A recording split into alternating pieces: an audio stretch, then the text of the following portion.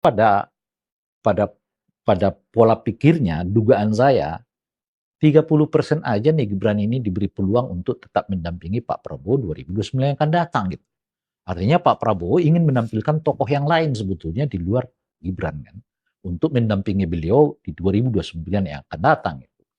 Nah, oleh karena itulah muncul itu tadi. Ya kan? Ini gitu.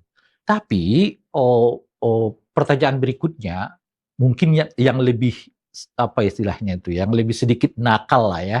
Kan bisa saja kita mencari-cari kan sebetulnya. Apakah ada keinginan kuat misalnya di lingkaran keluarga Pak Jokowi ini mendorong Gibran secepat mungkin ke posisi RI 1 misalnya. Nah itu kan pertanyaan tuh yang jawabannya bisa ya bisa tidak kan kira-kira gitu. Nah soal itu kita belum bahas lah. Tapi pertanyaan itu bisa mungkin didapatkan ya. Apakah ada keinginan Pak Jokowi untuk mendorong secepat mungkin misalnya Gibran masuk ke RI 1 itu satu. Kenapa? Misalnya kalau kita tanyakan, kenapa harus didorong?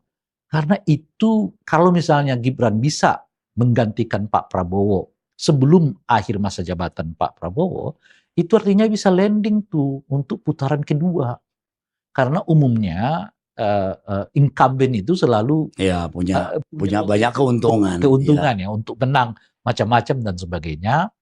Ketimbang nunggu 2029 belum tentu direkrut oleh Pak Prabowo. Itulah kira-kira tuh. Sebab 2029 yang saya sebutkan tadi, saya bacanya kans Prabowo, kans Gibran mendampingi Pak Prabowo itu cuma sekitar 30% gitu.